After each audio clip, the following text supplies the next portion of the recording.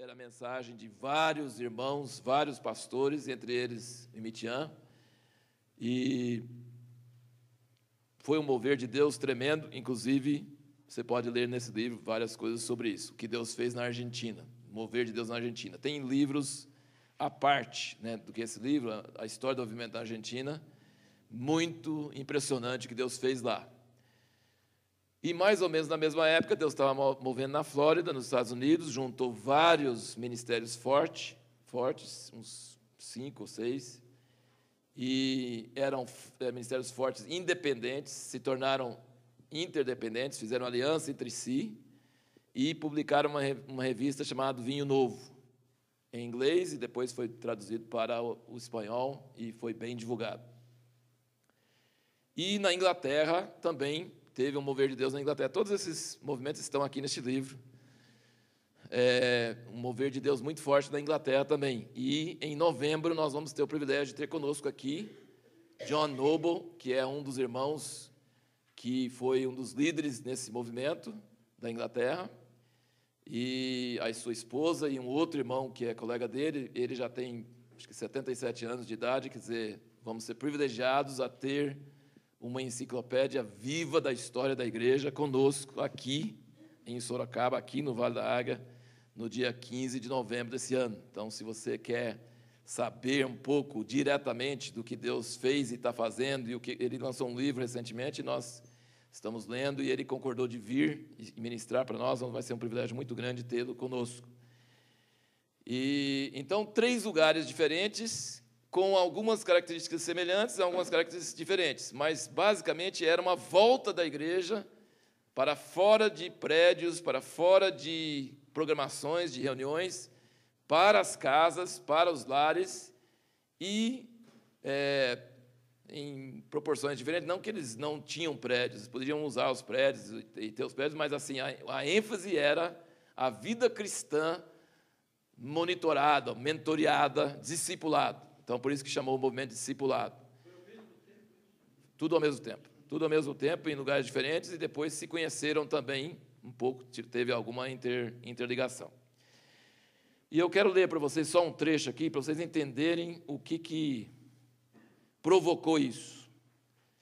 É um depoimento de uma pessoa, e isso foi publicado em 1974, na revista Vinho Novo. Inclusive, o nosso Ministério de Literatura começou por causa das mensagens do Bob Mumford, Derek Prince e outros irmãos do Vinho Novo, que estavam lá em Flórida, e nós publicamos muitas mensagens selecionadas do Vinho Novo, e muitas mensagens do Fullness, que era a revista dos irmãos ingleses, do John Noble e os outros irmãos lá. Então, o nosso Ministério de Literatura tem uns 40 anos, e foi mais ou menos nessa época que estava pipocando esse mover de Deus no mundo, em 3 lugares ao mesmo tempo. E, então, aqui, essa leitora leu uma revista sobre discipulado, e ela diz: eu li a revista sobre discipulado e chorei. Nosso primeiro encontro com Jesus foi numa grande igreja carismática. A passagem por lá de todos os preletores famosos no movimento carismático era algo empolgante. A música era excelente e sempre havia muitas conversões.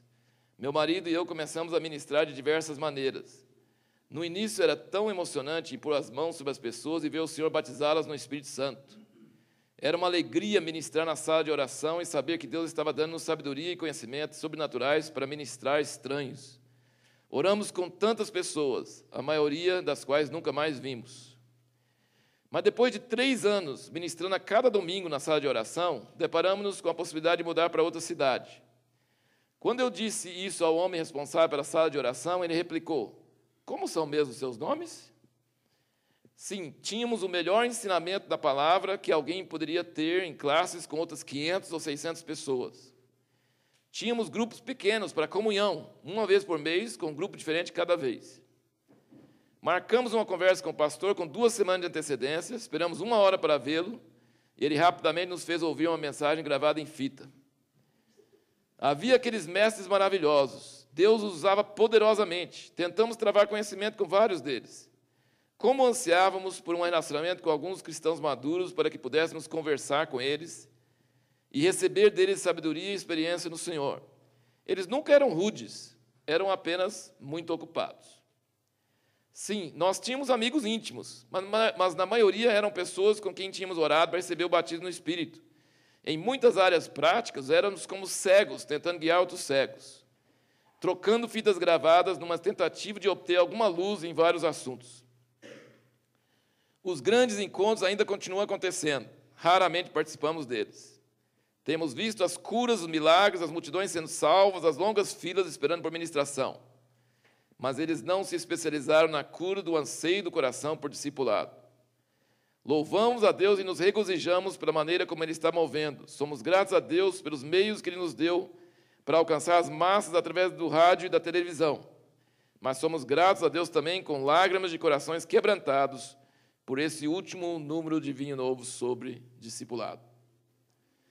E o Jack Hayford, que foi um dos pastores carismático de Los Angeles, falou: no discipulado eu vejo uma tentativa de levar a renovação carismática a um novo nível de maturidade. Essa renovação tem enfatizado o ensino de verdades numa medida quase excessiva. Multidões de santos cheios do Espírito acumulam muita informação e conhecimento, mas poucos estão em situações de comunhão que produzam uma aplicação prática, interior ou exterior, daquilo que foi aprendido. Em resumo, a palavra não está se tornando carne. A revelação da verdade abunda, enquanto a disciplina de aplicar a verdade está quase sempre em falta. No discipulado, percebo o anseio por relacionamentos mais profundos entre os crentes. Nenhuma pessoa honesta pode deixar de ver na história recente da igreja as evidências da superficialidade que avivamentos podem produzir nos santos. Crescimento pessoal requer relacionamento pessoal, não somente com Jesus o cabeça, mas com outros membros do seu corpo. Então, o batismo do Espírito Santo e tudo aquilo que a Carol falou aqui, que aconteceu no século XX, chegou em 1970, tinha milhares de pessoas igual essa irmã, milhares. E era aquele perfil de igreja que tinha a palavra e tinha o Espírito, é o que ela estava dizendo, né? Igrejas que tinham a palavra e tinham o Espírito. Ter a palavra e o Espírito não precisa de pessoalidade. Não precisa. Oração, unção, falar em línguas, profetizar, beleza, não precisa. Pode ser em massa, pode ser pessoas que você nunca viram, dá para ter. E ensino da palavra não precisa nem ver pessoalmente, pode ser através da internet, pode ser vários meios, né? Pode ser em massa. Então, isso tinha. Mas começou a saturar, muita palavra, muito espírito, nada de orientação, pastoreio, direção, disciplina, prática. E isso começou a criar uma crise. Quando surgiram irmãos praticando aliança entre eles, submetendo uns aos outros, pluralidade, que ela disse que a singularidade é o que estragou a igreja, pois os irmãos começaram a praticar a pluralidade, começaram a submeter uns aos outros, ministérios fortes, que não precisavam do outro, já tinha ministério forte, já tinha sustento, já tinha seguidores, já tinha tudo, mas eles abriram mão disso para andar em aliança uns com os outros. Então, eles começaram a andar em aliança, começaram a produzir essas revistas, esses encontros, começaram a pregar uma palavra da prática, começaram a desenvolver uma palavra chamada discipulado, quer dizer, eu discipulo você, você discipula o outro discipula o outro, e aí vai dar esse acompanhamento, aí pegou como fogo, pegou, alastrou para valer pelo mundo. Foi assim como se juntar uma faísca em gasolina, né? Então, no início, foi aquele entusiasmo, aquele ânimo, aquela coisa. Agora achamos a verdade, achamos o que vai funcionar. Palavra, Espírito e pastoreamento pessoal, mentoreamento, que nós estamos falando aqui, autoridade espiritual. Alguém para nos dizer o que fazer, e como fazer, o que não fazer, tal. Beleza. E então isso durou mais ou menos uns 10 anos, o apogeu disso aí, né? E tem um outro caso também, ligado com isso, que era uma igreja que tinha em Houston, Texas, que tem um livro de uma irmã que pesquisou uns 20 anos para escrever o livro, sobre uma igreja anglicana, episcopal, que começou a praticar comunidade, casas comunitárias. Tinha 40 casas que tinha, tipo, 10 a 20 pessoas morando nessa casa, universitários, pessoas solteiras e um casal. e viviam com o mínimo dos mínimos, assim, quase passando fome, assim. Era aquela comunidade bem espartana, bem difícil mesmo, e com muita autoridade, mas com muita unção. Tinha músicas corais, porque a igreja anglicana enfatiza muito essas coisas, e eles foram renovados pelo Espírito Santo. O líder era um cara que era muito de obra social, e a igreja episcopal era de obras sociais, mas ele lutou um ano.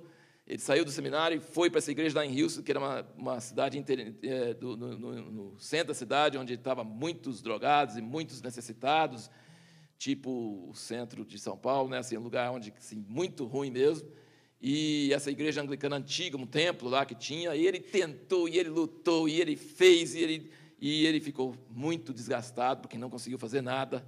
E aí ele viajou para Nova York e encontrou com Davi Wilkerson. Davi Wilkerson não foi muito... Era meio como Elias, né? De poucas palavras e meio bruto nas palavras, e nem deu muita atenção para ele. Mas, de repente, ele estava na livraria lá, e o Davi Wilkerson deu na cabeça de seguir ele, pôs a mão sobre ele, começou a falar em línguas, foi batizado no Espírito Santo, e o cara voltou igual uma faísca, cheio do poder de Deus. E aí que o negócio irrompeu, porque ele era muito carismático, um cara extremamente carismático, e aí o negócio rompeu com o Espírito Santo, rompeu, e aí começou essas casas comunitárias, e nós temos um livreto, bem no início do nosso ministério, como é que é? Evangelismo através da comunidade, né? Evangelismo através da comunidade. Eles pela vida deles em conjunto, eles atraíam pessoas e convertiam pessoas, criaram música, adoração, que alastrou através dos Estados Unidos, depois foi para a Inglaterra, depois eles mudaram para a Inglaterra. Foi uma história fantástica. Você vê, você quase fala, os dias de Atos estão de volta. Coisa maravilhosa. Mas todo o tempo que estava acontecendo isso, tinha coisas acontecendo simultaneamente, e não só nessa igreja em Houston, mas em todos esses lugares. Rapidamente deu problema, sério. E uma das coisas que eles liam em muitos desses lugares é esse livro aqui, de Watchman Nee, Autoridade Espiritual. Agora, não é um livro ruim. Aliás, eu indico para você ler. É muito bom ler. Que o Watchman Nee é bíblico. Ele pega coisas da Bíblia mesmo. Então, não é que o livro ensinou coisas erradas.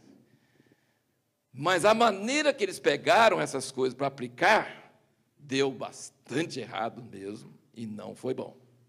Tanto é que hoje, se falar da palavra discipulado, tem muita gente que faz assim. Nós estávamos fazendo uma reforma lá em casa, e entrou água, entrou chuva, e os caras demoraram, e foi meses, e foi terrível. Chegou um ponto que minha mulher, quando estava terminando a construção, parava um carro na frente da casa e tinha uma escada em cima, ela tremia todinho. Se chama trauma. Então, discípulo é uma palavra bíblica. Não tem muito nome crente ou cristão no Novo Testamento, você não vai encontrar. Agora, discípulo você vai encontrar muito. Então, discípulo não é uma coisa errada. Jesus disse, antes de subir aos céus, ele falou... Ide por todo mundo pregar o evangelho, fazendo discípulos, ensinando, né? Então, assim, o caminho, chamava o caminho. Nunca se pregou o evangelho como se o evangelho fosse uma coisa instantânea, que a pessoa já está no céu já. Não, o evangelho sempre foi pregado como um caminho para se tornar como Jesus, para ser uma pessoa como Jesus. Entra numa porta, tem um caminho, vai andando, e seu destino é ser como Jesus. E isso você não vai conseguir sozinho. Então, você precisa de alguém que sabe mais que você para te ensinar a ser como Jesus. Então, esse livro é muito bom, mas eles liam e eles aplicavam a ferro e fogo do que eles entendiam como metodologia. Todo mundo tem que ter o seu discipulador. Se você morasse numa dessas casas, eles interferiam com quem você vai casar, se você vai namorar, qual o seu emprego, largar seu estudo, às vezes não. Estou dando exemplo de coisa, não era que sempre tinha, não é que eles eram contra estudo. Tinha muitos universitários, mas assim, eles realmente interferiam, mandavam na vida das pessoas. E as pessoas chegavam na igreja, achavam que era o céu. Sabe? Achava que era o céu. Então, o livro, inclusive, dessa jornalista que está mostrando todas as coisas que, no fim, derrubaram e deu escândalo, mas ela mostra que não era só isso, não. Tinha poder de Deus, tinha presença de Deus, tinha coisas maravilhosas mesmo de Deus. Então, você não pode mesmo estudar essas coisas só vendo coisa ruim ou só vendo coisa boa. Você tem que entender que tinha coisa muito boa que não acontecia nas igrejas normais de programações. Tinha coisas maravilhosas, atingia um nível que as pessoas que participavam têm saudade daquele nível, porém, criou uma geração de pessoas traumatizadas. Eles não podem ver carro com a escada, eles ficam assim. Aliás, eles não podem ver alguém falar discípulo, que eles falam assim, ai, estou fora. Né? A autoridade espiritual, não quero saber. Entendeu? Então, isso criou pessoas que desviaram da fé, pessoas que odiavam a igreja, e pessoas que nunca mais querem voltar à igreja, ou nunca mais querem trabalhar na restauração da igreja.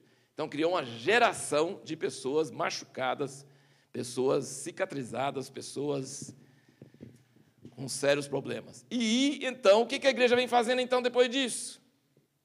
Surgiu o livro do Cho e da super igreja na Coreia, e todo mundo falou, não, vamos largar de mexer com esse negócio de discipulado, e vamos encher a igreja, fazer igrejas grandes, e vamos evangelizar o mundo, e vamos fazer números, e vamos fazer essas coisas grandes, e de lá para cá, não se avançou na restauração da igreja. A igreja parou nessa experiência de laboratório para procurar sair de ter só o Espírito, só a palavra, e vamos começar a relacionar mesmo, e discipular, e chegar a manifestar Jesus. Vamos viver em comunidade, vamos parar com a conversa fiada, vamos praticar o amor, vamos vender tudo que temos, vamos viver juntos, vamos dar a vida, vamos ser radicais, e eles produziram muita coisa boa, mas produziram pessoas machucadas que nunca mais querem nem saber do negócio. Então, esse aí é um rápido passeio por essa fase. Só que, esse é o primeiro ponto nosso aqui, só que nós estamos agora, 13 anos do século 21, e a igreja é uma vergonha. A igreja evangélica é uma vergonha. Todo dia a gente encontra notícias que fazem a gente corar de vergonha, e o pior que não é mentira, o pior que é verdade. Então a igreja se tornou opróbrio. Então nós podemos chorar, ler aqueles capítulos da Bíblia, 9, né, como o Roberto, né, 9 de Esdras, 9 de Neemias e 9 de Daniel. Né? Você pode ler esses capítulos 9, que você vai ver que tudo que ele fala lá, dá para a gente orar hoje e chorar do mesmo jeito, que a igreja se tornou uma vergonha, de modo geral. Por quê? Porque não tem autoridade espiritual, não tem discipulado. Porque a última vez que fez em laboratório e tentou fazer, deu faísca, funciona, mas não fez certo, então traumatizou e atrasou tipo uns 20 ou 30 anos. Logo, não tem jeito a ser igreja gloriosa se não voltar para isso, mas tem jeito de atrasar meio século se nós fizermos errado.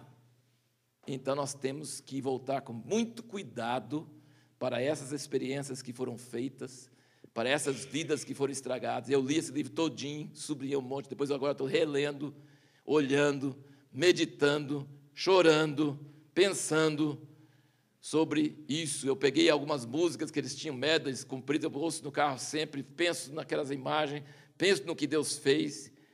E em miniatura, nós em Rubiataba também tivemos alguma dessas experiências, em miniatura, nada comparável, mas nós tivemos experiência de discipulado radical, que nós vivemos pessoalmente, e os traumas também do discipulado radical, também nós tivemos.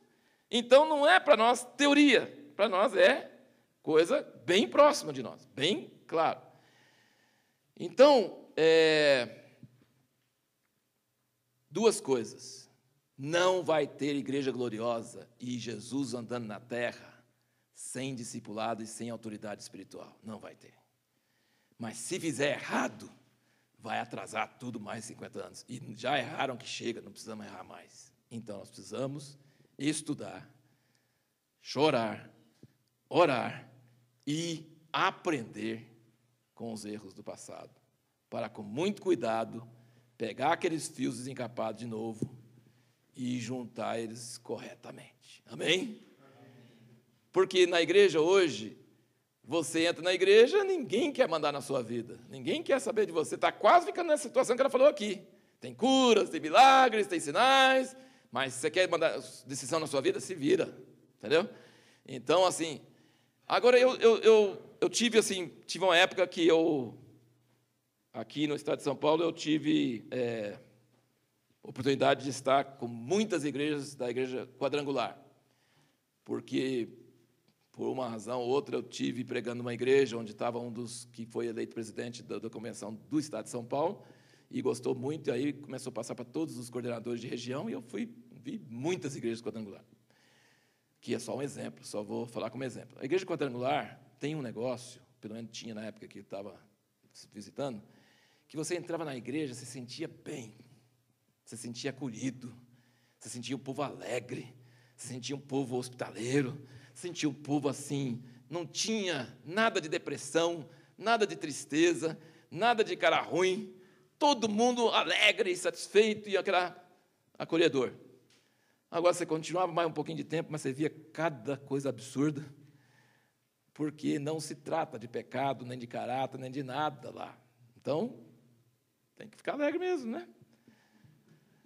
Agora, eu já tive em outras igrejas que eu vou te falar, o pessoal tem caráter, foram discipulados, eles pagam o preço, eles não dão cheque sem fundo, não, e eles cuidam dos filhos, é gente boa, mas vou te falar, parece velório.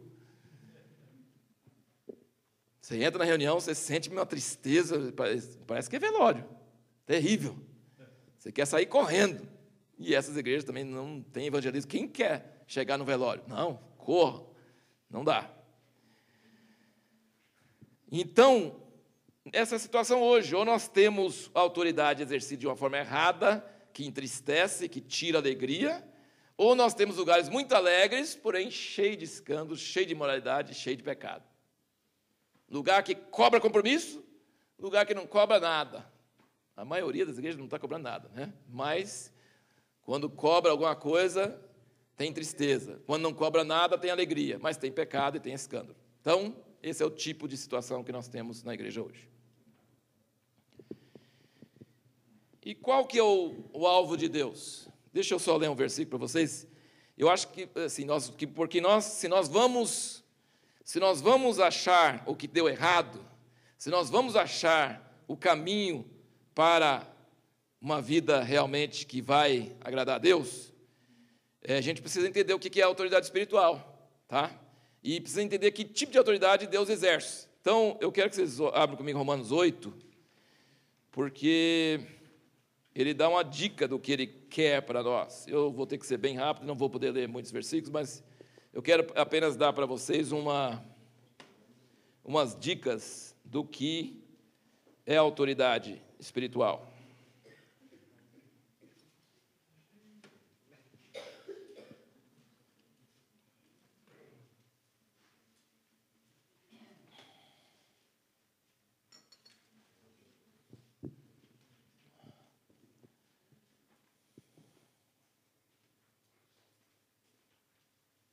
O versículo 8, 19. Porque a criação aguarda com ardente expectativa a revelação dos filhos de Deus.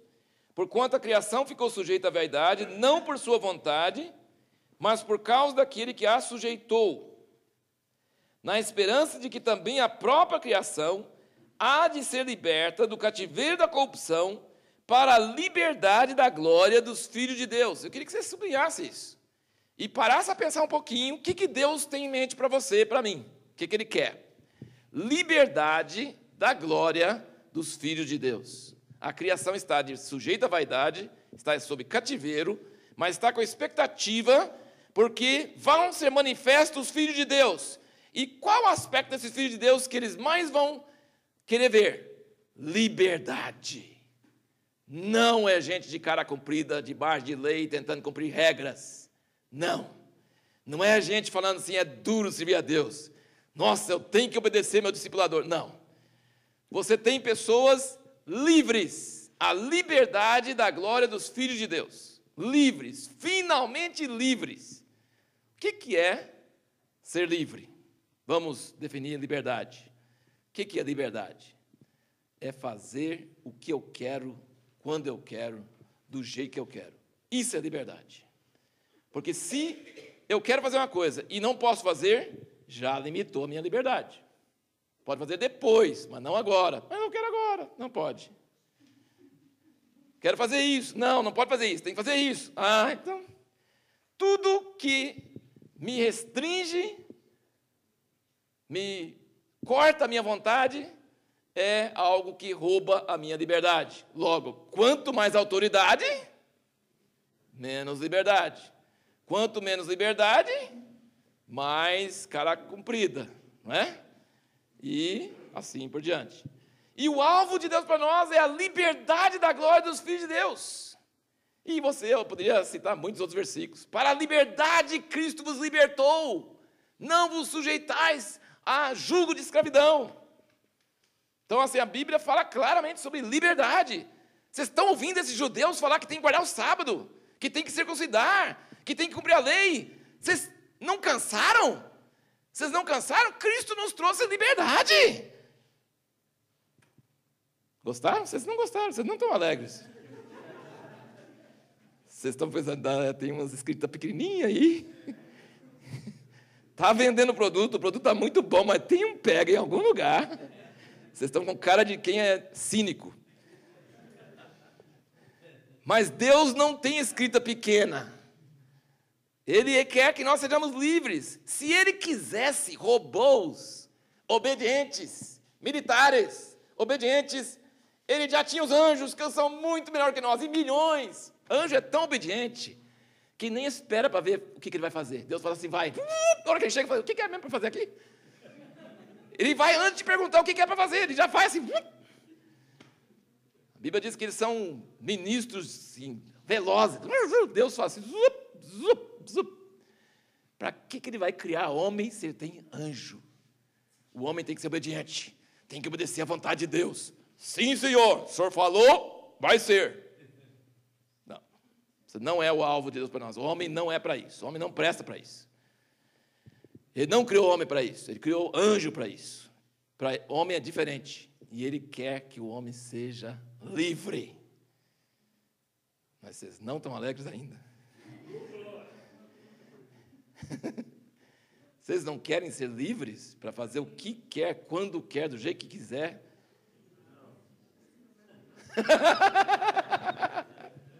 Tem alguns que têm problema, crise de identidade, eles não sabem qual eu que está aí dentro, né? Não, aquele eu malvado não quer deixar ele livre, não, ele vai ficar preso. Não, mas não estou falando daquele eu, estou falando do eu em Cristo. Mas você ainda crê naquele outro eu? Aquele eu é você? Aquele que quer fazer coisa errada é você? Aquele já morreu, então pode fazer o que você quiser. Eu sempre digo, a pessoa fala assim, não, eu estou na igreja, estou triste, estou sofrendo para Jesus, porque eu não posso ir embalada, não posso fazer nada. Quem falou que você não pode ir? Você quer ir? Quero, mas Jesus não deixa, vou servir, vou sacrificar, vou chegar no fim e falar com Jesus que eu sofri muito, eu queria fazer muita coisa e eu não fiz por amor a Ele. Ele falou assim, meu filho, você está perdendo tempo, vai agora, já vai fazer tudo que você quer. Aí o cara falou, não vou, mas você não foi ainda? Por que você não foi? É porque eu não sei se eu quero. Ah, bom, então você não está indo, não é porque Jesus não quer que você vá, você não está indo porque você não quer ir. Muda de figura, não é? Eu sou livre, eu não preciso ir embalada, eu não preciso obedecer à carne, eu não preciso fazer nada que a carne quer, porque eu sou livre da ditadura da carne, eu estou no Espírito. Amém? Isso é ponto de vista bíblico. Agostinho diz, ame a Deus e faça o que quiser. Isso é liberdade. Isso chama-se liberdade da glória do Filho de Deus. Se você ama a Deus, faça o que der na telha, porque a telha é dele. Amém? Vocês estão começando a ficar um pouquinho melhor. Gente, a gente nunca vai conseguir seguir essa caminhada se a gente não tiver alvo. Qual é o alvo de Deus para nós? Todo mundo acha que o alvo de Deus para nós é tolher a nossa liberdade.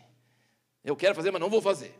Não vou fazer, não vou fazer. Eles acham que Deus tem prazer em um monte de gente robozinho. O que o senhor quer que eu vista? Camisa verde ou camisa amarela?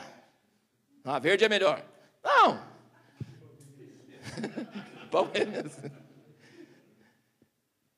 Nós temos um conceito de Deus muito errado. Ele fala assim, que ele tá com pressa de ver um povo liberdade, não só liberdade, liberdade da glória dos filhos de Deus.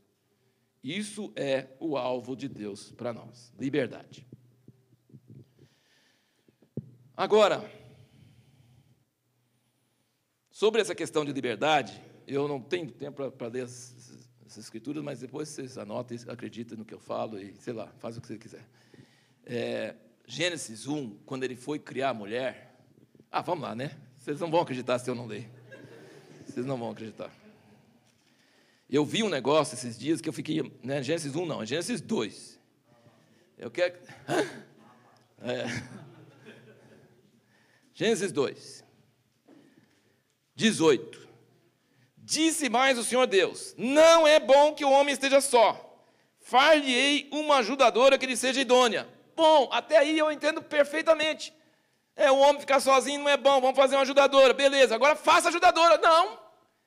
Eu quero que vocês entendam que Deus é diferente do que nós. A gente acha que Deus está a fim de chegar no fim. Não. Ele gosta da estrada. Ele gosta da jornada. Ele gosta do caminho. Porque se ele fosse fazer a mulher, se eu fosse fazer, o homem está sozinho, precisa de uma ajudadora. Tira a costela e faz a mulher, então, né? Não. O que ele faz? Eu preciso fazer uma ajudadora para o homem. Então, eu vou direto para o alvo. Não. Eu quero a estrada. Eu quero o caminho. Não tem graça chegar lá, já tirar e já levar para ele. Não. O que ele vai fazer? Da terra formou, pois. Ele vai fazer uma mulher. Então, pois, tem tudo a ver, né? Fazer girafa e jacaré tem tudo a ver com fazer mulher, né? Tem nada a ver. Olha o caminho que Deus usa. Ele fala assim, né?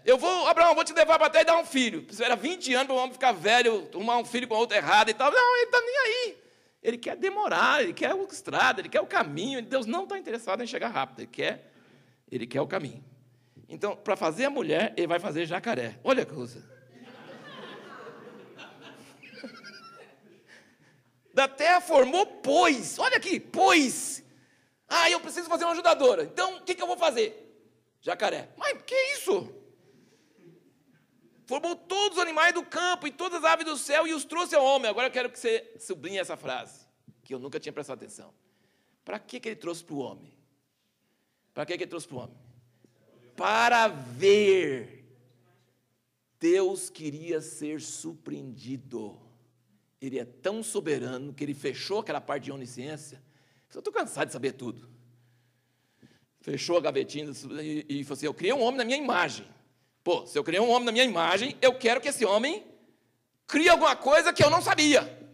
Então ele trouxe os animais para o homem e falou assim, o que você vai chamar esse aqui? O que você vai chamar?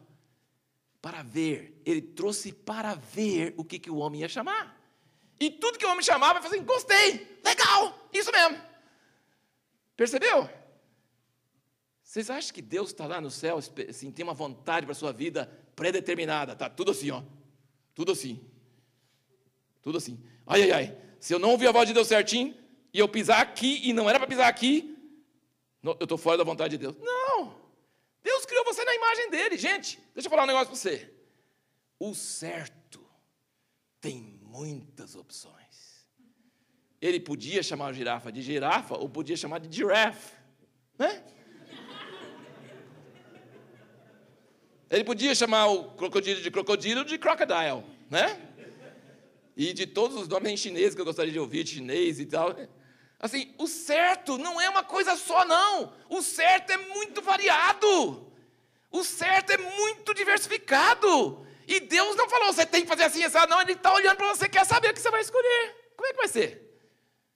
É isso. E tudo o homem estava procurando ajudadora, né? Não achou nenhum, milhões, né? E deu nome, não achou. Mas Deus estava se divertindo. Porque Deus tinha um cara que não só fazia essa incontinência, mas tinha um cara que na imagem dele, que escolhia coisa, que surpreendia Deus. Isso é impagável. Para Deus isso é maravilhoso. Isso é tremendo.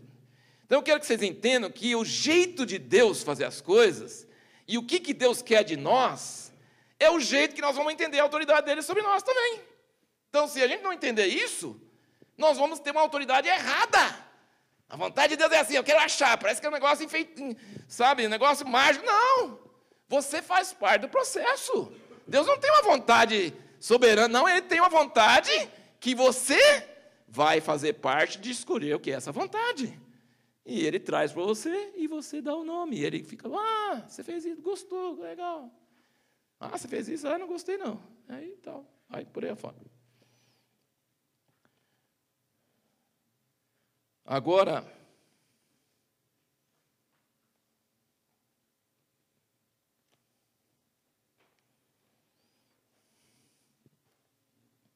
mais um exemplo, Gênesis 15.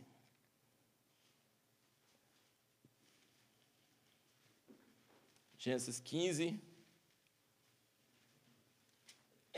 é a primeira vez que diz a palavra do Senhor veio a fulano, que foi a Abraão. E a primeira vez também que fala que um homem teve uma visão. Então, olha que situação maravilhosa aqui. Olha que coisa interessante.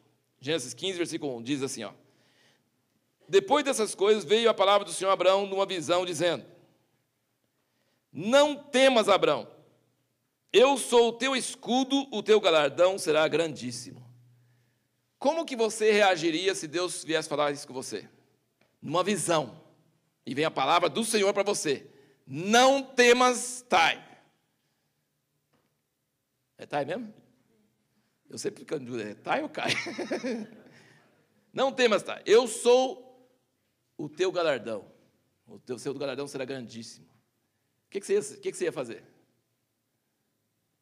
O que você ia fazer? Você ia cair por terra. Fala assim, glória a Deus. Você ia cair por terra, você ia arrepiar todinho. Só de ter a visão, você nem ia ver o resto.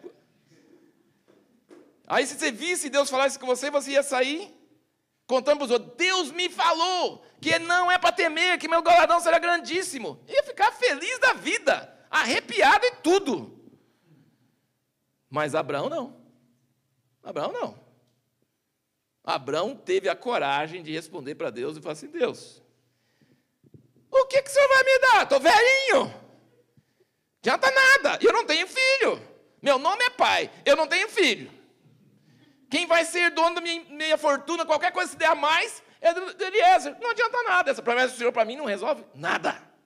Gente, que ousadia, Deus devia fulminar ele. Assim, diz, seu ingrato, eu dou uma promessa para você, e você responde desse jeito? Tá bom, não vou te dar mais não.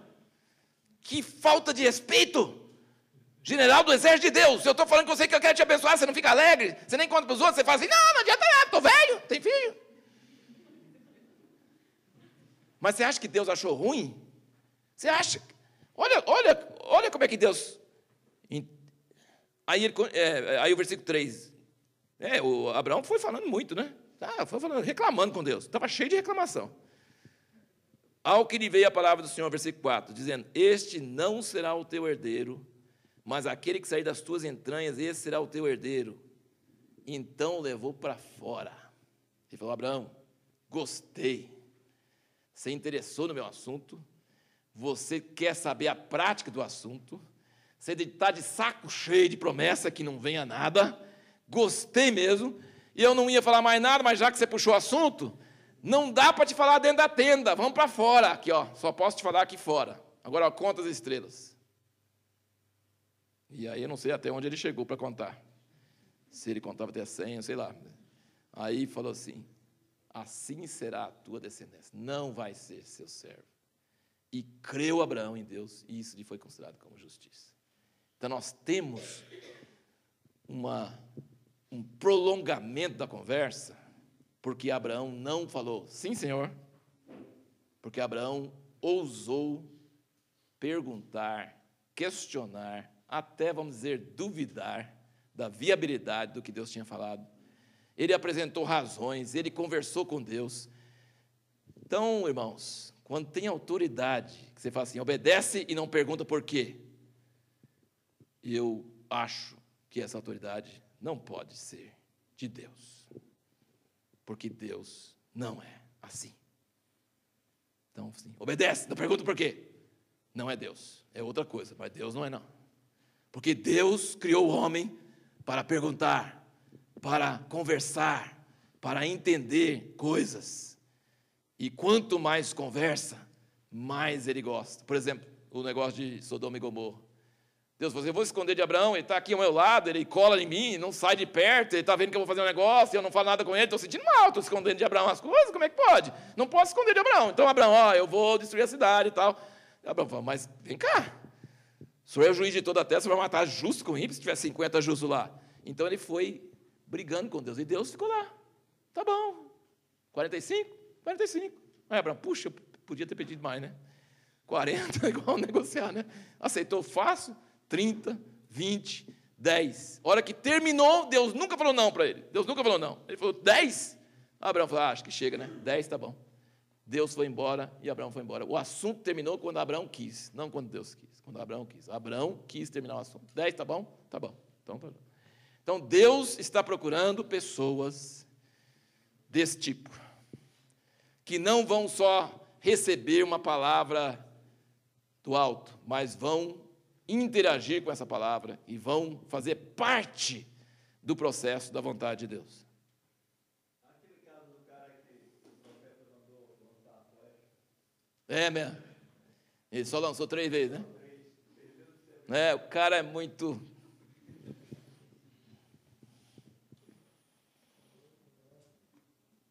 Agora, vamos para o ponto 4, aqui. E para o ponto 4, não precisamos demorar muito, mas nós precisamos definir alguma coisinha. Já foi falado aqui, não sei quem que falou, que não pode, acho que foi o Ângelo, falou que não pode aceitar Jesus como Salvador, tem que aceitar como Senhor. Não tem jeito de aceitar ele só como Salvador. Isso foi uma das mensagens principais do movimento discipulado. Tem um livro do Emitiano escrito Jesus Cristo é o Senhor. E foi uma das primeiras mensagens de Ortiz, de todo esse pessoal, Jesus Cristo é o Senhor. E se você olhar na Bíblia, essa mensagem é a verdade. Não tem, levanta a mão, aceitar Jesus como Salvador. Não tem na Bíblia, não tem em lugar nenhum. Aceitar Jesus como Salvador não existe. Ele é Salvador para que você possa começar a jornada, mas isso é uma partezinha. Ninguém aceita Jesus como Salvador. Sempre encontra com Ele como Senhor. E eu só queria que vocês lessem comigo aqui deixa eu ver, Atos 22, Paulo falando da conversão dele.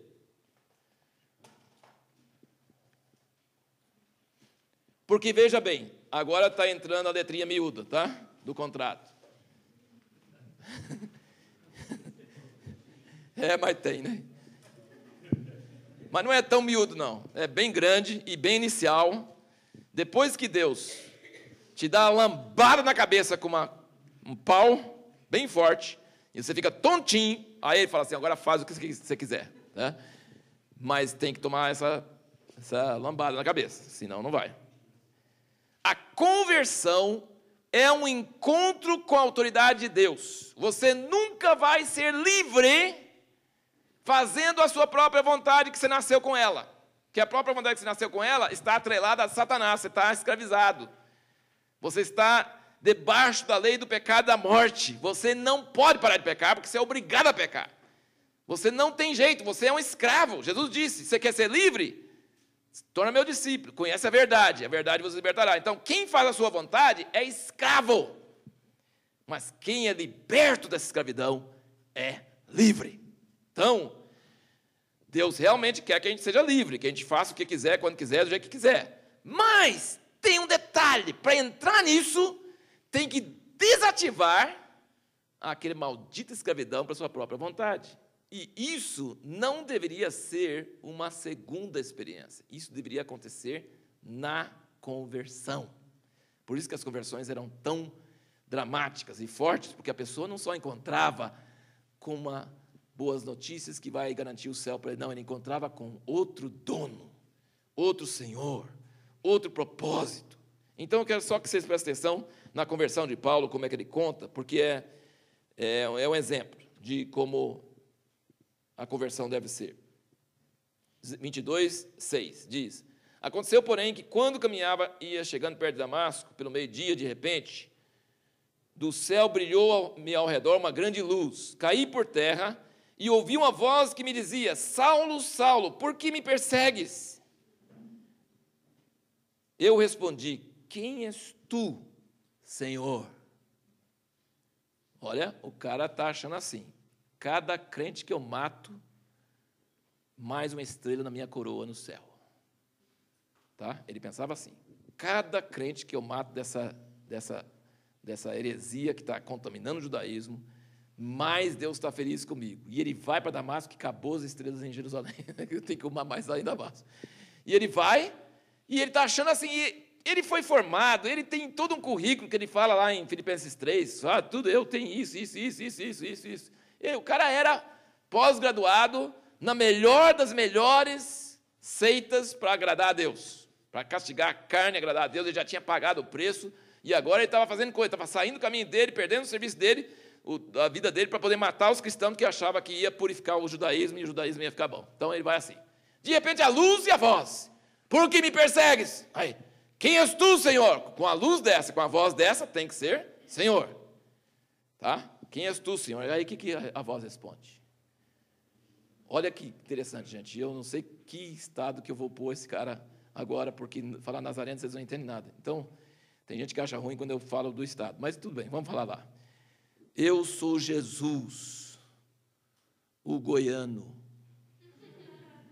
Porque se eu falar baiano, vai pegar mal aqui.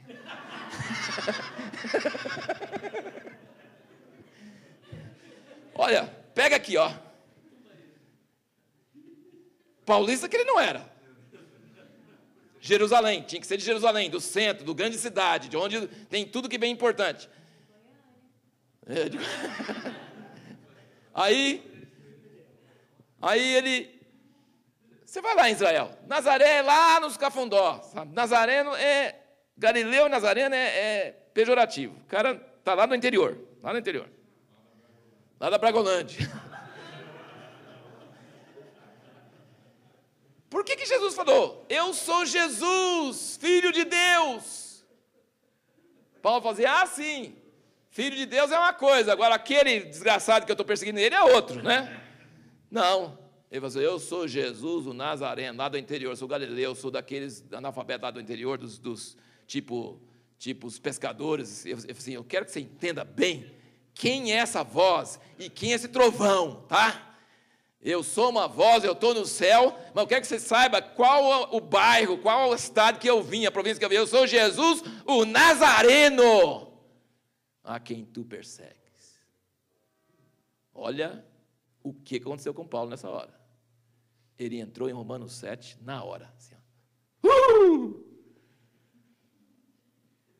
tudo que eu fiz de bom não presta.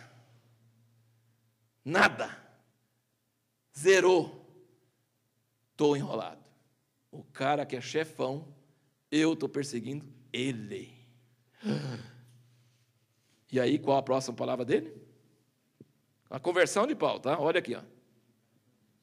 Os que estavam comigo viram em verdade a luz, mas não entenderam a voz daquele que falava comigo. Então disse eu: Senhor, que farei? Tem nada de aceitar Jesus como Salvador. Senhor, que farei? Ele fala: nada. Vai ficar 3 dias ceguinho, sem comer, sem beber, curtindo o Romanos 7 agora. Miserável homem que eu sou! Terra de ninguém que chama isso, sabe? Terra de ninguém, entre Coreia do Norte e Coreia do Sul. Qualquer um que aparece lá, leva tiro. Deus manda tiro e o diabo também, todos dois. Porque o do Norte acha que é do Sul acha que é do Norte, então é terra de ninguém. Tá lá, meu filho, você vai levar tiro.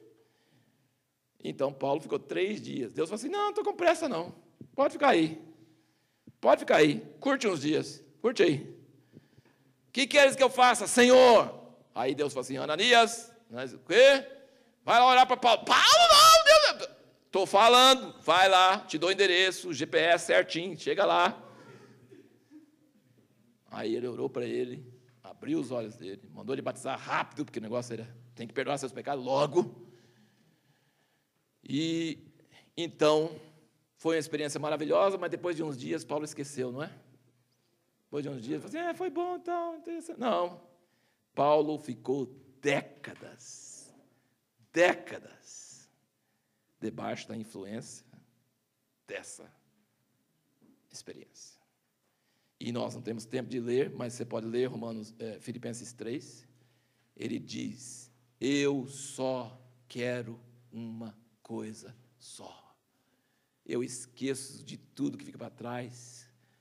Meu currículo, tudo jogo no lixo. Porque agora eu só quero uma coisa. O que você quer, Paulo? Eu quero sofrer. Que é isso, Paulo? Porque esse sofrimento eu vou conhecer ele melhor. Eu quero conhecer ele. E, na verdade, ele diz assim, eu quero alcançar aquele que me alcançou. Ele me deu uma flechadinha em 2 segundos, mas eu estou gastando 30, 40 anos para alcançar aquele que me alcançou. Então, você percebe que um homem desse está totalmente livre? Você sabe disso? Ele pregou para o rei, para todas as autoridades, ele estava com as, sabe como é que chama os negócios nas mãos assim? As algemas. Eu queria que todos vocês estivessem igual eu. Eu estou numa boa, menos essas algemas, lógico. Mas eu queria que vocês todos estivessem igual eu. Eu estou muito melhor que vocês. O cara estava na cadeia. O que ele falava na cadeia? Alegrai-vos, gente. A gente devia falar para o cara na cadeia para alegrar. Não ele. Ele está tão alegre, fazendo alegrai-vos. Outra vez diga, Paulo era livre. Paulo podia fazer o que quisesse. Por quê? Ele só queria uma coisa só. Sempre só uma coisa só. Então, quando você converte, quando você encontra com a autoridade de Deus, quando você entende que tudo que você estava fazendo estava errado, e era debaixo da escravidão do pecado, quando você chama Jesus Senhor, o que você quer que eu faça? E Jesus mandou Paulo ficar 10 anos parado na prateleira sem fazer nada, sem levantar um dedo. Depois Barnabé foi atrás dele. Então você acha que a vida de Paulo era sempre pregando, sempre andando? Não! Ele obedeceu a seu Senhor e perseguiu o seu Senhor até o fim da vida, e ele mudou a história do mundo. Mudou as nossas vidas pelas palavras que ele escreveu. Quando ele fala assim, Paulo, não vai para Jerusalém, você vai morrer. Ele fala assim, meu filho, você vai ser preso. Ele fala, eu estou pronto a morrer. Não tem problema, eu tenho que ir. Eu quero ir. Mas o Espírito Santo está profetizando para você que lá você vai ser perseguido. Eu falei, quando eu converti, eu falei que eu ia ser perseguido. Eu entrei nesse negócio para ser perseguido. Eu estou afim de ser perseguido. Eu tenho que ir. Porque ele tinha Efésios e todos esses negócios para escrever lá na cadeia. Ele não sabia, mas ele tinha. Então, ele tinha que ir para a cadeia mesmo. Em vez de ficar tudo em movimento, ele tinha que escrever essas coisas para nós. Então, Paulo é um exemplo de uma pessoa livre e pode fazer o que quiser, porque o que ele quer é só uma coisa, só agradar a Deus. Isso chama liberdade da glória dos filhos de Deus. Então, visualize assim a igreja cheia de gente que não tem ninguém mandando neles, porque eles estão cheios dessa santa vontade de fazer uma coisa só, alcançar Jesus e ser como Jesus. Isso é o alvo de Deus para nós. E se isso não acontecer na conversão, precisa acontecer, né? Precisa encontrar com a autoridade de Deus. Por isso que na criação de filhos, quanto mais rápido nós podemos fazer nossos filhos encontrar com a autoridade, melhor. Eles precisam encontrar com a autoridade. Eu dou graças a Deus, eu vejo pessoas falando que está traumatizado, porque o pai bateu, que o pai falou, gente, eu apanhei demais. E o pai falou cada coisa, e eu não sinto necessidade nenhuma de cura interior. Foi bom demais, me ajudou demais, me salvou um monte de problema que tinha na vida. Eu vejo os outros tem tanto problema, eu não tenho, porque eu já sofri isso aí, já passei isso aí. E de uma pessoa que amava, e não do mundo que não explica, e não do mundo que faz as coisas erradas. Então não foi ruim. Eu sei que tem pessoas que são traumatizadas porque não foi feito do amor e não foi feito da forma certa. Mas eu estou querendo dizer que Deus castiga quem Ele ama, que se os pais conseguirem fazer isso com os filhos, eles vão economizar muitas léguas de problema para os seus filhos. E o encontro com a autoridade, leia aquele livro, 7 Princípios de Formação da Família. Você vai ver assim, o filho, se Deus não poupou o filho dele teve que ir para a cruz, contra a vontade dele. Então, nossos filhos também têm que negar a sua própria vontade. Eles vão fazer isso sozinhos? Não. Eles precisam de pai e mãe para fazer isso. Sabe? Pai e mãe é para nos ajudar a negar a nossa vontade e entender que existe uma liberdade nisso muito grande, que vai para o resto da vida. É uma coisa tremenda. Quando você é livre de compulsão, livre de obrigação, livre de... Você aprende, sabe? Você aprende que tomar banho em água fria, gelada, não mata. Na hora é ruim, mas depois que você sai é bom. Entendeu? Assim, claro que se puder evitar, você evita, né? Mas não mata. Tem gente que fala assim, isso eu não faço. Meu filho, não fala isso não. Isso não faço, porque Deus fica... Você fala assim, não. Quando é jovem, quanto mais jovem, mais fazer coisas que você não gosta, melhor, porque aí você aprende que não morre. Você fica livre. Ah, não, não posso ir. Por que você não pode ir? Você já viu uma pessoa tão presa? Eu não posso ir, porque eu vou molhar, porque não vai acontecer isso, porque fulano, eu não gosto de fulano, se eu chegar lá, vou encontrar com fulano. Meu filho, você está preso por tanta coisa, fica livre. Ninguém me prende, eu posso ir em qualquer lugar, ver qualquer pessoa, fazer qualquer profissão, qualquer coisa, porque nada me prende, eu estou livre.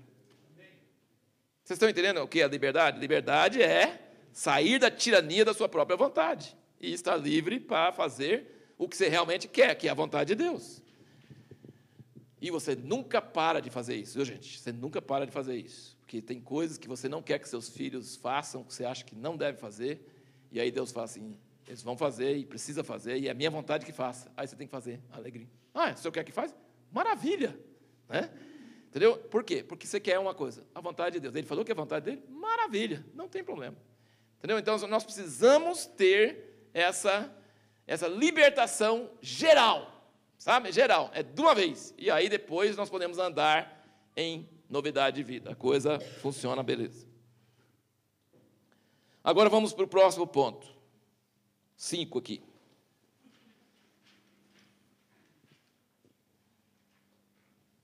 Esse livro aqui, gente, esse livro aqui é maravilhoso. Escola da Obediência. O título é ruim, né? Obediência é ruim, Escola da Obediência deve ser pior ainda, né? Escola da Obediência. Mas eu gostei demais desse livro, principalmente dos capítulos 3 e 4. Quase que eu sublinhei tudo. Porque ele fala uma coisa que é a base da autoridade espiritual. Se você entender isso, você está, assim, apto para receber a autoridade, submeter a autoridade espiritual e exercer. Se você entender esse negócio. E sabe o que é? A lição que ele fala aqui, ele fala assim, tudo que você não ouvir a voz, você não consegue obedecer. Tá? Conteúdo, leis, informações. Na verdade, o povo olhava e falava assim, Moisés, ouvir a voz de Deus assusta demais. Então, vai lá, descobre o que é para fazer e a gente faz. Não consegue fazer. Você tem informação, conteúdo, leis, 10 mandamentos, obedeça aqui. Não. Você não tem força para obedecer. Para obedecer, você precisa ouvir a voz de Deus. Agora, presta bem atenção. Diretamente, sem intermediário. Pode ser um intermediário muito bom. Pode ser Moisés. Pode ser o pastor. Pode ser seu pai. Pode ser muitas pessoas de Deus. Sabe? Como a gente gostaria de terceirizar essa responsabilidade? Por exemplo, pai, o que Deus quer que eu faça? E o pai fala, faz isso, já é a vontade de Deus. Pronto, você já faz automaticamente. Não. A vontade de Deus é transmitida pessoalmente, sem mediador. Então, se você não ouve, você não obedece. Não tem força. A força para obedecer está na voz de Deus. Êxodo 19 diz, se atentamente ouvirdes a minha voz e guardardes a minha aliança. E isso aqui nesse livro aqui, gente, leia o capítulo 3 e 4, leia, releia. Gente, tem gente que não tem força para orar e ler a Bíblia todo dia sozinho. Não tem força, sempre para. Sabe por quê? Porque você acha que você consegue viver sem isso. Sabe? Se você começa a entender, sem ouvir a voz, eu não consigo fazer nada. Então você vai fazer isso, não é porque Deus está gostando. Você vai fazer isso porque você precisa. Porque quando você pergunta para Deus, é bom ou é ruim? Eu devo fazer ou não devo? Ele não fala nada, só fica olhando. Aí você, então vamos continuar orando.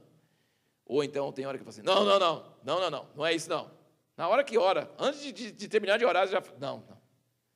Um dia desse, eu vou contar para vocês uma experiência. Eu fui para São Paulo, para uma igreja onde eu prego, que é longe, é 1 hora de viagem. E eu fui no dia errado. Nunca aconteceu isso. Aí tinha outro pregador e perdi a viagem. Eu já tinha ido na outra sexta-feira anterior, para uma formatura. Depois fui na outra sexta. Aí eu falei, tá bom.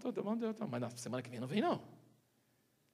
Semana que vem não vem, não. Já vim 2 vezes. Nossa, eu cometi o erro, tá bom e tal, fica por isso mesmo. Aí eu fui orar no outro dia, Deus falou assim, você vai sim. O que eu fiz? Fui. Então, assim, tem hora que você faz uma proposta no seu coração, tem hora que eu leio um e-mail, falo assim, jejua para isso, ou dá contribuição para isso, ou faz isso. Nossa, recebo uns montes. Leio, eu tenho muita coisa, não vou fazer isso, não vou fazer aquilo. Tem hora que Deus fala assim, isso aqui é para você. Meu Deus do céu. Não, por favor, Deus, não, esse não. Não pode fazer. Ele fala assim, faz o que você quiser. Ele fala, faz o que você quiser. Mas ele falou que era para fazer, o que eu quero? Eu quero fazer o que ele quer, então eu vou fazer. Então, assim, se nós ouvirmos a voz de Deus, nada é difícil, gente. O difícil é não fazer. Se Deus falou com você, se você tem uma convicção que você deve fazer uma coisa, e Deus te deu essa convicção, o duro é não fazer, não é? O duro é não fazer. É mais fácil fazer. É muito alegre, muito bom fazer. Então, assim, se você não tem tempo para orar, ler a Bíblia sozinho, então talvez você não vai ouvir a voz de Deus. E se você não ouvir a voz de Deus, você vai fazer o quê? O que você pensa de fazer, que não é nada a ver. Então você vai arrumar um monte de encrenca para você.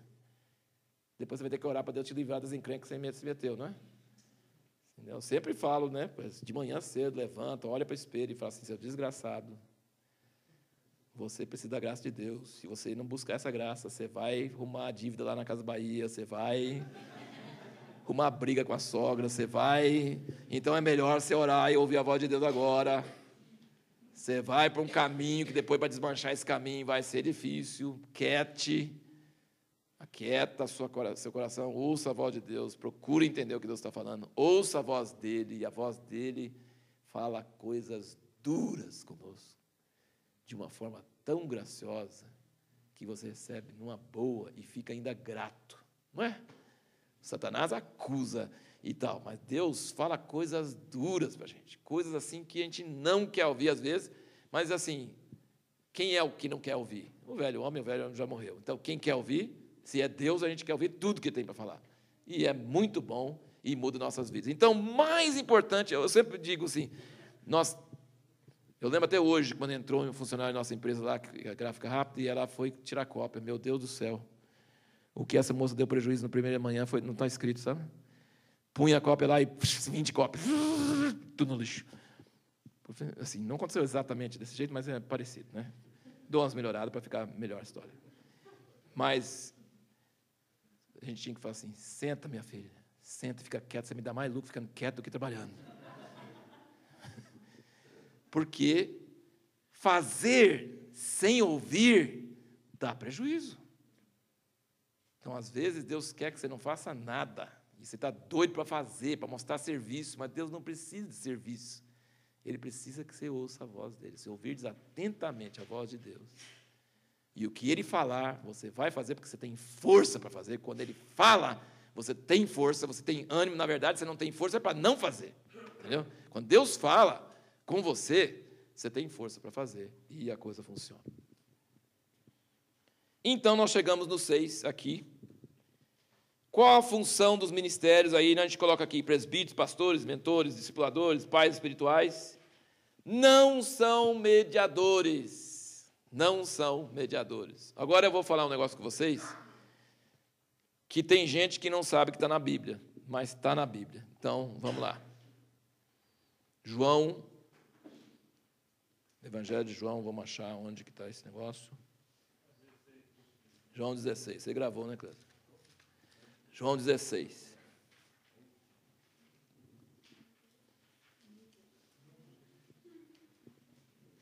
Jesus é nosso mediador, nosso substituto, para levar nosso castigo só. Tem gente que acha que ele é nosso substituto para chegar na presença de Deus. Não! Na história de Nárnia, a Lucy, me parece, me corrija se estiver errado, que a Lucy ficou lá olhando para o leão, e o leão não estava olhando com carinho para ela, e nem estava olhando como uma ameaça, estava lá como leão, e leão é assustador, né? E a menininha olhando para ele, querendo que ele animasse ela. E ele não animou ela. Você quer passar? Passa. Arrisca. Entendeu? Então, a gente pensa que Jesus é nosso substituto para ir a Deus por nós. Não é. Não é. Ele é substituto para levar nosso castigo e para abrir o caminho para o Santo dos Santos. Ele não é nosso substituto para entrar e falar com Deus. Não é. Nós vamos por meio dele, pelo nome dele, mas ele não é nosso substituto para falar com Deus. Olha aqui o que ele fala em João 16. Olha aqui o que ele fala. Versículo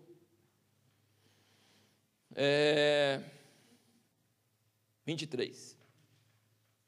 Naquele dia nada me perguntareis, em verdade vos digo que tudo quanto pedirdes ao Pai, Ele vos-lo concederá em meu nome. Até agora nada pediste em meu nome. Pedi e recebereis, para que o vosso gozo seja completo. Digo-vos essas coisas por figuras, chega porém a hora em que vos não falarei mais por figuras, mas abertamente vos falarei acerca do Pai. Agora vê o versículo 26, que muita gente não acha que está na Bíblia.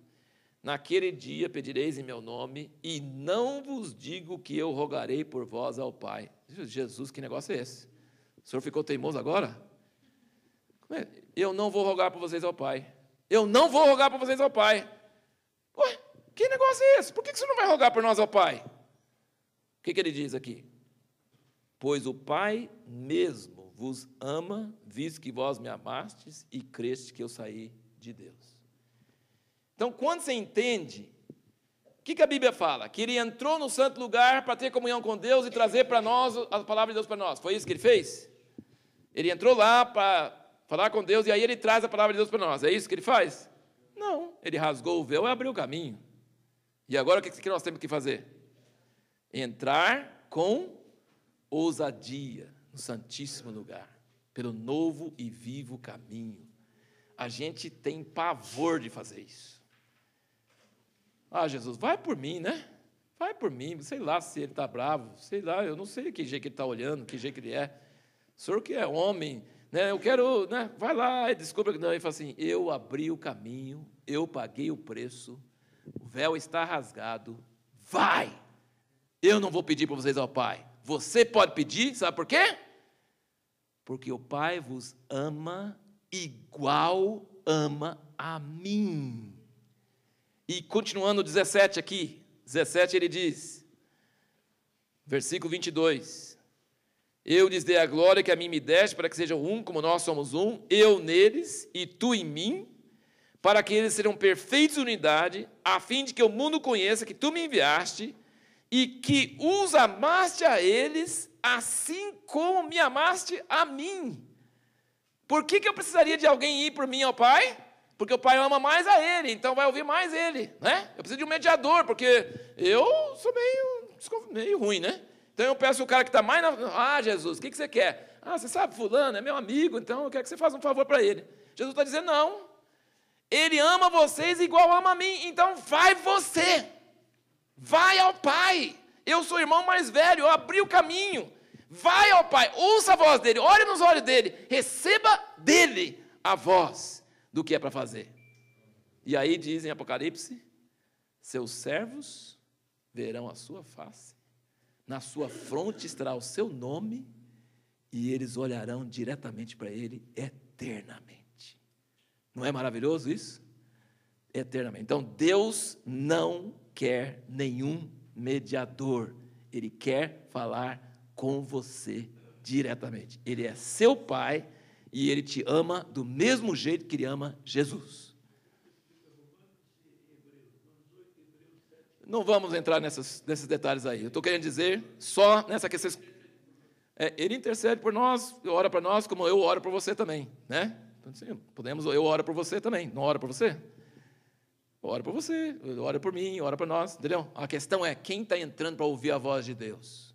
O que ele está dizendo? Eu não vou no santo lugar, no seu lugar. Eu quero que você vá.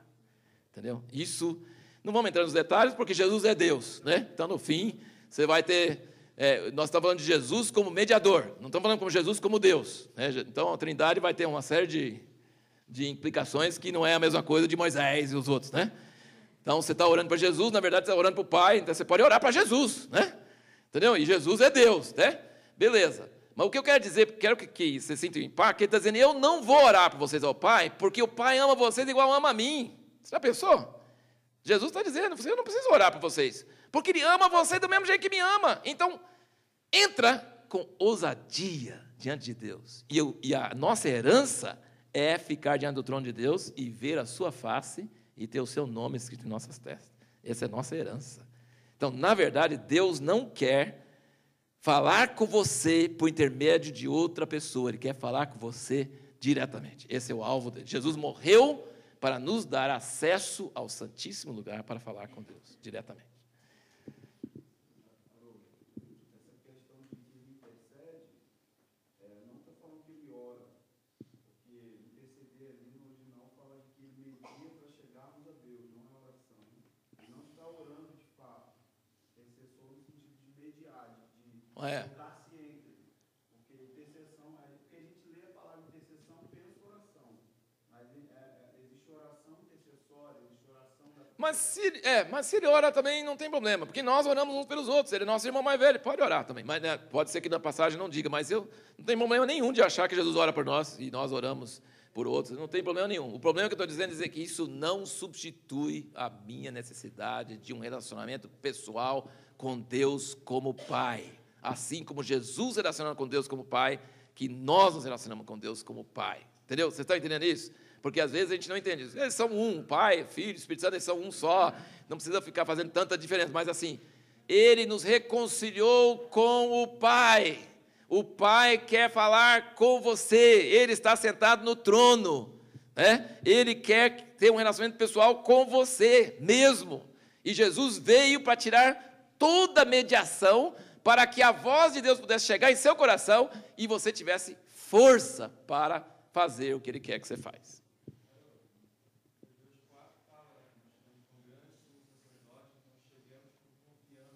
Ao trono da graça. Né? Aleluia. Então, agora, os ministérios. Nós temos pouquinhos minutos agora, mas vamos lá. Para que servem os ministérios? Agora vamos recapitular um pouquinho, porque a gente fala coisa meio absoluta e depois precisa dar uma condicionada. Pais e filhos. Filhos novos, por exemplo. Quanto mais novo, menos explicação, mais obediência. Quanto mais velho, menos obediência cega e mais explicação, não é? Ela vai crescendo. Por exemplo, o menino tem 3 anos é uma coisa, tem 6 anos é outro, tem 7, 8, 10, 12, entendeu? Quanto menos, eu já vi pais modernos, meu Deus do céu, explicando coisa para menino de 3 anos. O menino não quer saber, não. Ele quer saber quem manda e quem não manda. Pronto, eu sou pai, eu amo você, eu quero bem para você, não vai fazer, pronto. Por quê? Não tem porquê, faz. Isso é menino de 3 anos. 5 anos, já muda. 7 muda. 8, diminui a autoridade, aumenta a explicação, aumenta o entendimento, aumenta, entendeu? Então, assim, maturidade de filhos e pais naturais, funciona assim, e maturidade na igreja também funciona. Então, nós precisamos entender isso. Não tem. Jesus falou assim, a ninguém chameis de pai, a não ser um só é vosso pai. Então, ele foi bem claro que não podemos chamar ninguém de pai. Então, não tem pai espiritual único, intermediário, meu discipulador, meu pai espiritual, não tem isso. Como título, né? Como título, como posição de uma pessoa, não tem isso. Não tem um mediador chamado pai, que Deus terceirizou a responsabilidade de falar comigo, o que Ele quer falar comigo. Não tem isso. Agora, nós temos o que? Presbíteros, anciãos, irmãos mais velhos. Nós temos irmãos mais velhos. Irmãos mais velhos existem para quê? Para nos ajudar no caminho para discernir a voz de Deus. Então, mentores, discipuladores, pais, pastores, qual a função principal deles? Ajudar as pessoas a discernir e obedecer a voz de Deus. Tem muitas vozes, tem muita confusão, tem muitos enganos. Precisamos de ajuda para discernir a voz de Deus. Então, qual a primeira necessidade de uma pessoa que vai ser um mentor, um discipulador, um presbítero, um pastor? Qual a primeira necessidade dele? Ele precisa saber ouvir. Se ele não sabe ouvir, ele não pode ser. Porque como ele vai ajudar a pessoa que está pastoreando a discernir a voz de Deus? Ele tem que ouvir ela falar bastante. para ele poder falar assim, ó, isso não é, isso não é, isso não é, isso é. Ele não pode chegar com a coisa já pronta, isso é, toma isso, engole isso, você não está com nada. Não. Eu estou para ajudar você, que tem o Espírito Santo, a discernir a voz de Deus. Então você tem que falar, e eu ouvir. E não só ouvir, me importar com o que eu ouço. E talvez não falar nada. Da próxima vez você vem falar de novo, da próxima vez você vem falar de novo. E depois de um tempo, assim, estou pensando, estou orando, estou em cima desse negócio. Você não acha que isso não é de Deus? E que isso é de Deus? Então, nesse encontro, nessa comunhão, nessa conversa, irmãos mais velhos ajudam os irmãos mais novos a discernir a voz de Deus. E tem pessoa que você discerne a voz de Deus junto com ela. Todos os dois sentem na hora, que o terceiro está ali. Ó. Tem hora que você não precisa falar nada, que a pessoa vai falando, mas assim, poxa, só de falar, eu estou entendendo qual é a vontade de Deus. E você só fala assim, e só dá aquele sorriso assim, educado. Aí eu falo, como você me ajudou? Não falei nada. Mas eu sou testemunha de que ela falou um monte de coisa, que depois ela mesma desfalou, e depois ela falou, isso é de Deus. É de Deus. Depois ela vem a próxima vez, mas deu tudo errado. Você fez o que Deus falou com você da última vez? Não. Então. Entendeu? Então nós precisamos de pessoas que são testemunhas, que são ajudantes, que nos cobram, que nos levam de volta, sabe? Nós precisamos de outras pessoas, que nós estamos perdidos no mundo interior de muitos pensamentos, vai para cima, vai para baixo, vai para cá, vai para lá. Se a gente não tiver outros depositários, eu chamo fiel depositário, pessoa que você investe nela, fala tudo que Deus te falou, tudo que você acha que é, tudo que você tem luta, tudo que você vai falando, e a pessoa vai guardando. Na hora que você está em crise, você chega de volta, a pessoa tem recurso para te curar, porque você já deu para ela. Entendeu? Então, existe um processo de comunhão e de conversa e de peso mútuo que faz com que as pessoas discernam a voz de Deus. Com um certo tempo, a pessoa começa a aprender a fazer isso sem ajuda. Com um certo tempo, ela começa a ajudar outras pessoas a fazer isso. Então, qual o alvo final de Deus? Jeremias 31 a 33. Porém, a minha lei no seu interior, ninguém mais ensinará ao seu próximo, conheça o Senhor, porque todos me conhecerão, desde o menor deles até o maior. Como é que é? É em 1 João. Então, vocês estão percebendo a visão de Deus? Pessoas criativas, pessoas que vão dar sugestão para Deus, pessoas que vão falar, Deus, como é que é? E vão interagir com Deus, pessoas que vão levar a sério o que Deus falou, e pessoas que têm um desejo só, eu só quero fazer a vontade de Deus. E pessoas que então sujeitam uns aos outros, porque sabem que no corpo de Cristo você consegue discernir melhor essa voz de Deus. E você começa a ter mais fé, e tendo fé, você tem força para obedecer, e as coisas começam a funcionar. Então, nós temos aqui o 7, né, não precisa... Aqui no 7 só tem uma coisa aqui que é importante você notar. 2 tipos de pessoas que você precisa na sua vida: amigos espirituais e mentores espirituais. Amigos são aqueles que você encontra todo dia, toda hora, frequentemente. Mentores são aqueles que você encontra de vez em quando, com bem menos frequência, não precisa conhecer tudo da sua vida, não precisa acompanhar tudo de perto, mas são pessoas que têm experiência maior, e te conhecem, e que dão sequência, né? E então que te ajudam a discernir melhor algumas coisas. Mas os amigos, muitas vezes, é com os amigos que Deus dá para a gente confirmação do que a gente deve fazer. Então, nós precisamos desse horizontal e de autoridades, mas não autoridades para trazer a vontade de Deus para nós. Autoridades para nos ajudar melhor a acertar a vontade de Deus e depois nos cobrar para isso. Né? Você não viu o que era a vontade de Deus? Você não sentiu? O que aconteceu? Entendeu? Nós precisamos dessas cobranças, nós precisamos dessas... algo para nos manter coerentes, né? Facilitadores, né? Pessoas com mais experiência, irmãos mais velhos, né? Que ajudam os irmãos mais novos a livrar de vários problemas que poderiam surgir no caminho. E o 8 tem todas essas dicas aqui, que eu acho que não precisa prolongar muito sobre isso. Eu acho que se você ler, você vai entender bem. Mas é assim, deixa eu só comentar um negócio sobre isso. Paulo Manzini, que é um irmão muito precioso nosso, que sempre falou uma coisa que não está na Bíblia, mas todos nós citamos. Ele disse: Deus te deu a certas pessoas e Deus deu certas pessoas a você. Isso é fato. Não tem ninguém que Deus não fez isso.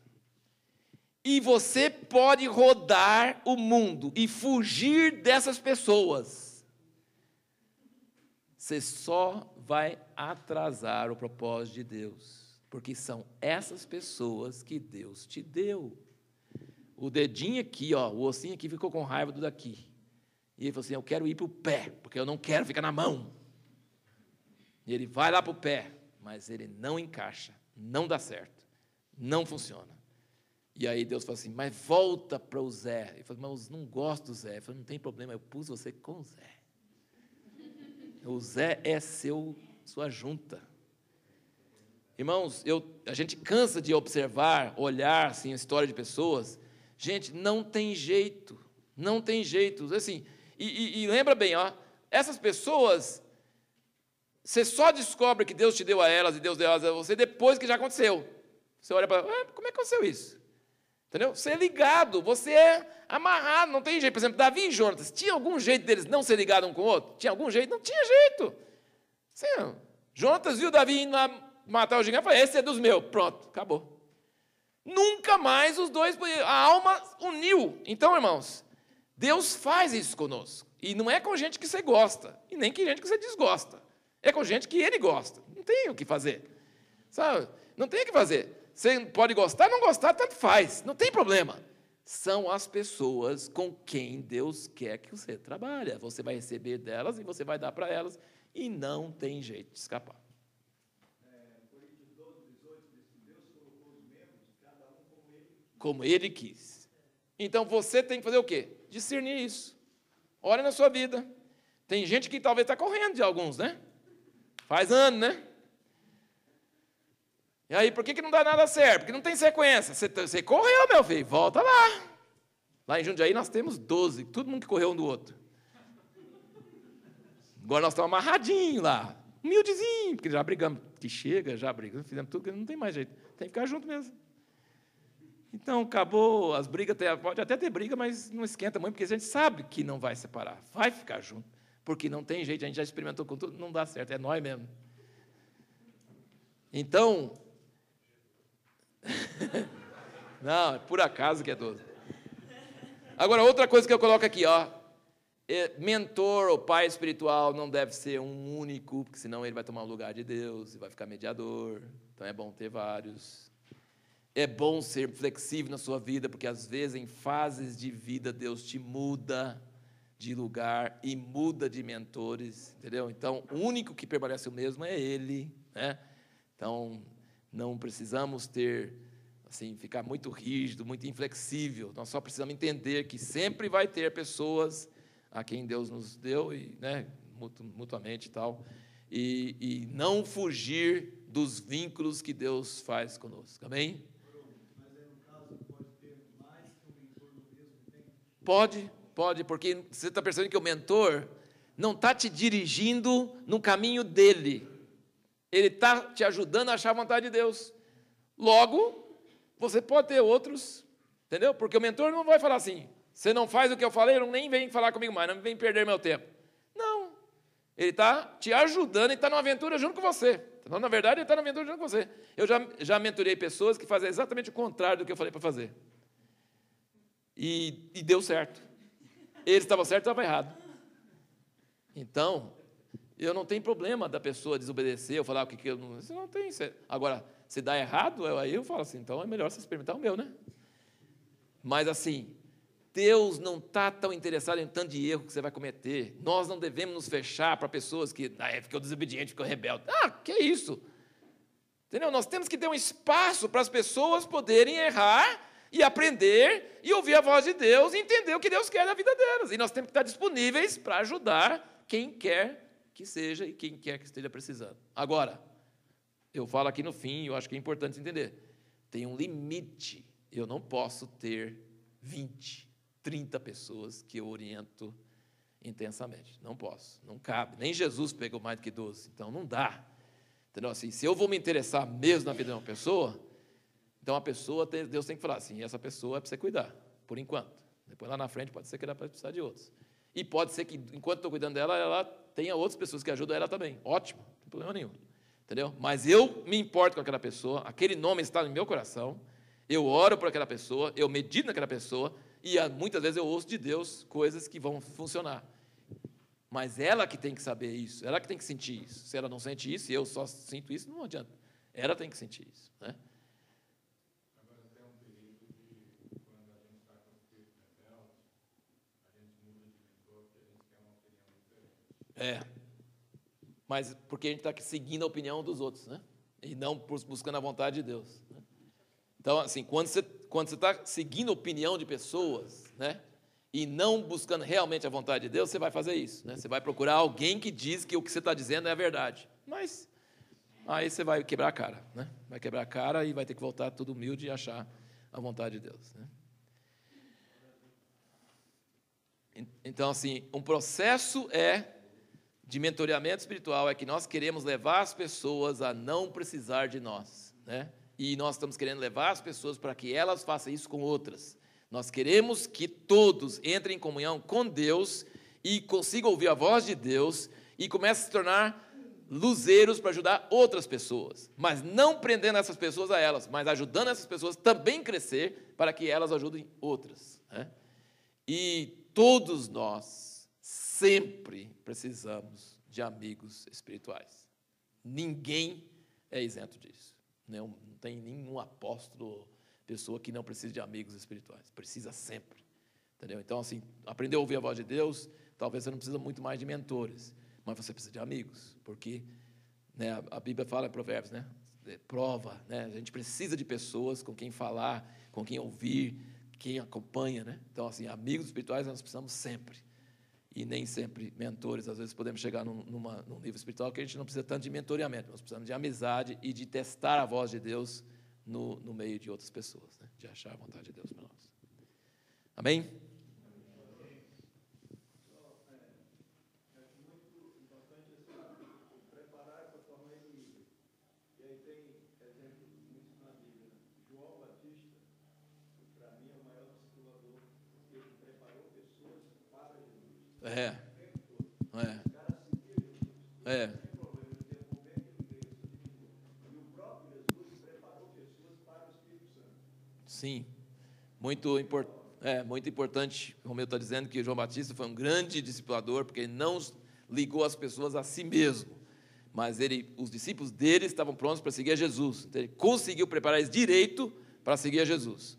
E Jesus preparou os discípulos para que o Espírito Santo continuasse. Então, se nós tivermos esse prazer, eu tenho imenso prazer de ver pessoa que eu ajudei, que eu mentoreei, saindo e sendo usado por Deus tremendamente em outro lugar, com outro ministério, com outra coisa. Eu acho maravilhoso. Eu só fico assistindo, falei, glória a Deus, pegou o voo e está funcionando. Então, assim, eu acho que nós precisamos ter esse prazer, esse alvo, né? Como João Batista, que eu diminua, que ele cresça, que a pessoa suba, que ela vá, que ela alce voo e que o negócio realmente vá para frente. Amém? Maravilhoso, maravilhoso.